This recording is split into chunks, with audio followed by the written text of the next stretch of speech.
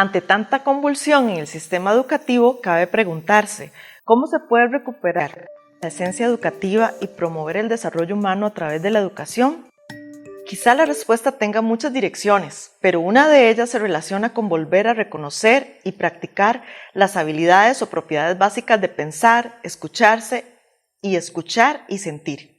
De esto tratan las habilidades blandas. Este video es una incitativa para hacer una revisión de la propia práctica y recuperación de tiempo y espacio, a fin de reexperimentar, ejercitar y pulir estas habilidades y las condiciones necesarias para promoverlas. El contexto actual de sobreinformación, saturación y agitación permanentes, así como los acontecimientos propios derivados de la escalada de violencia, disruptores tecnológicos y menos compromiso con los valores humanos que facilitan la convivencia, generan una sensación de caos y pérdida de control en las personas docentes y personal de educación en general. Ahondaremos entonces en qué nos benefician las habilidades blandas en nuestra vida personal y profesional en educación.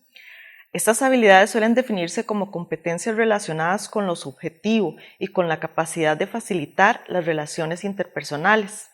También las relacionan con una combinación de habilidades sociales, de comunicación, de acercamiento a las demás personas y son consideradas desde décadas recientes como un valor agregado para los equipos de trabajo y para promover el éxito en los espacios laborales. Existe otro tipo de habilidades llamadas duras, entendidas como el conjunto de prácticas o capacidades fáciles de cuantificar, medir o evidenciar. Por lo general, se aprenden en espacios formales de aula, a través de libros o en el trabajo. Por ejemplo, aprender un idioma o programar una computadora. Parte del gran dilema de nuestra educación es cuestionarse hasta dónde hemos sobreestimado la dedicación a transmitir conocimiento técnico y contenido de datos, pero no así a propiciar espacios para la vivencia y la práctica de la comprensión mutua del sí mismo, aprender a ser y aprender a convivir, que nos refiere Jacques Delors en los 4 pilares de la educación. El reto de la educación actual apunta a que los espacios educativos incorporen la enseñanza de la emotividad y la práctica de lo humano, pero parece ser que nuestros entornos están repletos de trampas que nos alejan de la capacidad de sentir y de reconocerse. Humberto Maturana, reconocido biólogo y educador chileno, decía: "El amor es la única emoción capaz de ampliar la inteligencia". En sus mensajes a los educadores siempre destacaba el papel de la emoción como fundamento de todo hacer. Él señalaba que el amar educa, porque amar implica acoger al otro sin negarlo, sin prejuiciarlo, permitiendo la ternura y escucha para que la otra persona aparezca. Desde las ciencias sociales, las habilidades blandas son esa evidencia de contar con la inteligencia emocional, como ese componente no necesariamente academicista, sino más bien un tipo de capacidad de interacción clave para el éxito en la vida desde una perspectiva más holística e integradora. Existe incluso respaldo neurocientífico con el descubrimiento de las neuronas espejo desde finales de los años 90. Estas células tienen el potencial de nuestro cerebro para experimentar empatía, emociones por identificación, imitación y acción sobre las situaciones que viven las otras personas alrededor. Lo anterior hace que, al ver repetidamente una conducta o expresión emocional, se constituyan ensambles neuronales en la persona que las percibe y luego se desate una emoción similar, lo que permite experimentar el dolor o sufrimiento y generar un clima de comprensión entre las personas. Partiendo de estos supuestos, de una disposición biológica y de una capacidad socioafectiva, exploraremos algunas habilidades blandas que tienen importante adherencia y sostén en el aspecto educativo, porque los espacios educativos son semilleros de prácticas y hábitos diarios que repercuten en la determinación y construcción de experiencias y se suman a lo que ya se trae: historia de vida, personalidad y formas de crianza, lo que conforma el ser integral. Comunicación asertiva y escucha activa. El famoso educador popular brasileño Paulo Freire decía: "Enseñar exige saber escuchar", y hacía referencia no solo al sentido del oído, sino también a hacer la lectura de los contextos en la educación, lo que representa una escucha del entorno de la otra persona en relación conmigo. También expresó: "Aceptar y respetar la diferencia es una de esas virtudes sin las cuales la escucha no se puede dar". El componente asertivo, por su parte, se ha definido como el balance entre actuar con agresividad o con pasividad. Ningún extremo es beneficioso para la comunicación humana Y sobre todo a la hora de compartir conocimiento y aprender, el mecanismo mediador debe estar compuesto por una fusión de ambos procesos. Flexibilidad. Esta supone la adaptación a los cambios. Existe una experiencia reciente de flexibilidad aprendida, sincrónica y universalmente compartida que fue la pandemia. Pues en educación generó un impacto radical, debido a que cambió muchos de los parámetros explorados sobre el proceso de aprendizaje. Para el sector magisterial significó la incorporación de tecnologías para la enseñanza, más un conjunto de renuncias y pérdidas sociales a lo que antes teníamos por conocido, por costumbre. Si bien los resultados parecen no ser muy afortunados en un balance general, al menos sí se puede concluir que todas las personas hicieron un esfuerzo reconocible por cambiar y aventurarse a explorar nuevas formas de interacción, y se desarrolló una enorme capacidad de resiliencia. La vida permite mayores oportunidades cuando hay apertura al cambio. Pensamiento crítico. Uno de los grandes referentes del pensamiento crítico es Vygotsky, quien lo define como una habilidad cognitiva que nos permite analizar, evaluar y sintetizar información que se nos presenta de manera reflexiva. Para él es fundamental el pensamiento crítico para la toma de decisiones efectivas y en la resolución de problemas. Según Vygotsky, no es una habilidad innata, pues se desarrolla a lo largo del tiempo con la educación y la experiencia. Además, implica observación, capacidad de síntesis, planificación y organización de ideas. En educación se requiere un pensamiento que conlleve un accionar crítico, consecuente con la solidaridad, la justicia social y el bienestar común en igualdad de condiciones.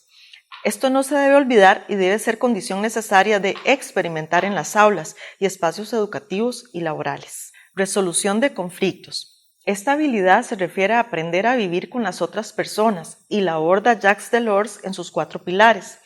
Señala que la educación tiene la misión de enseñar la diversidad de la naturaleza humana y contribuir a la toma de conciencia sobre la interdependencia, por lo que es propicio compartir experiencias desde la temprana infancia con grupos diversos en igualdad de condiciones y en los que se busquen objetivos comunes. Convivir, aprender a negociar y contar con la capacidad de colocarse en el lugar de la otra persona demanda un ejercicio constante que requiere repetición para desarrollar la habilidad de encontrarse, sobre todo en un mundo con una clara intención de promover la competencia y el individualismo. La educación, y sobre todo la educación pública, tiene esa gran misión: gestión del tiempo y la planificación. La organización del tiempo como una habilidad blanda supone construir y dividir las rutinas académicas y profesionales o laborales en hábitos que permitan cierto grado de equilibrio afín a cada persona, de forma tal que se pueda salir avante con las responsabilidades sin desgastar la vida privada y el tiempo de descanso. Parte del malestar de las personas trabajadoras en educación es que esa capacidad está siendo reducida o limitada por una alta demanda administrativa y existe poco espacio de ejercicio docente real o espacio para el disfrute personal. Por ende, la planificación requiere el desarrollo de rutinas para dosificar, priorizar, delegar o compartir tareas y a veces negociar o rechazar otras, así como reducir el número de actividades a aquellas posibles y necesarias para trabajar y vivir bien. En este apartado merece la pena tratar también la procrastinación académica, que consiste en dejar para después o para último momento un asunto laboral o académico pendiente. Se ha evidenciado que actualmente es una limitación muy generalizada en el sector educativo, por lo que su reconocimiento como una manifestación psíquica que requiere atención es necesaria, a fin de coadyuvar a encontrar soluciones y permitir mayores oportunidades de desarrollo. Parte de los factores que inducen a la procrastinación son los múltiples distractores de la actualidad: sobreinformación, menor capacidad de concentración por periodos suficientes en una misma tarea, sobrecarga de tareas y estímulos y la tendencia a la satisfacción de necesidades al instante. Por lo anterior, hoy más que nunca es propicio graduar el tiempo, dividir las tareas por periodos específicos con tiempos de descanso y ser conscientes del uso excesivo de tecnologías que interrumpen el flujo natural del hacer y del vivir. Liderazgo. El ejercicio educativo exige liderazgo, esa capacidad de guiar, influenciar, sostener y poder generar climas de confianza hacia fines comunes, sean estos culminar un curso lectivo, afrontar conflictos o administrar el recurso humano de una institución educativa. Parte de los factores identificados como mediadores de un mejor desarrollo institucional se relacionan con la gestión de la dirección de los centros educativos, la capacidad de escucha, de orientación y de negociación para el consenso sobre las alternativas y posibilidades de solucionar problemas. En la experiencia de atención psicosocial a personas del sector educativo, se ha encontrado que el liderazgo es clave para sortear políticas o procesos reglamentarios de una forma adecuada y con la mejor satisfacción posible para todos los actores del sistema. Está demostrado que contar con la capacidad de escuchar sugerencias, imaginar, crear y hasta inventar mecanismos para atender una situación más allá de lo que la norma establezca, crea un clima de credibilidad y anuencia a la colaboración. Lo anterior no necesariamente se obtiene solo con cumplir con autoridad, control o poder lo burocrático, pues la determinación es necesaria, pero, sumada a ella, la equidad y la sinceridad en el actuar son fundamentales para gestionar un equipo de trabajo. Algunos estudios indican que las personas que ejercen un destacado liderazgo pedagógico suelen ser también buenos líderes en lo administrativo. Es decir, el liderazgo docente se evidencia y trasciende a los distintos sistemas sociales de los que se es partícipe. Las habilidades blandas, por ende, definen y determinan el desempeño de una persona en diferentes espacios, así como la buena interacción de los grupos. Para concluir, como se ha podido evidenciar, el término habilidades blandas implica un conglomerado de aptitudes, fortalezas y capacidades nada subestimables. Si bien la educación nos permite adquirir conocimientos y aprender a aplicarlos, una educación integradora, como la que se requiere actualmente, debe garantizar la práctica de principios vivenciales que permitan un alto entendimiento de lo subjetivo, la inteligibilidad del bien común y de las necesidades del sí mismo en congruencia con las necesidades de las otras personas con quienes compartimos. No se pueden perder los escenarios educativos como oportunidades sociales para vivir las habilidades blandas y hacerlas surgir, a pesar de los avatares y de las imposiciones estandarizadas de contenido. La práctica de habilidades blandas requiere gallardía y convicción educativa. En ANDE creemos en la mejora de la educación desde lo interno y desde el favorecimiento de dinámicas de interacción inclusivas que permitan el sostenimiento de relaciones humanas favorables. Lo importante es que todas las personas tenemos el potencial de lograrlo. Sin embargo, se requiere que las políticas educativas designen formación, tiempo y espacio y las personas tengan práctica y disposición para que dichas habilidades se puedan desarrollar y multiplicar.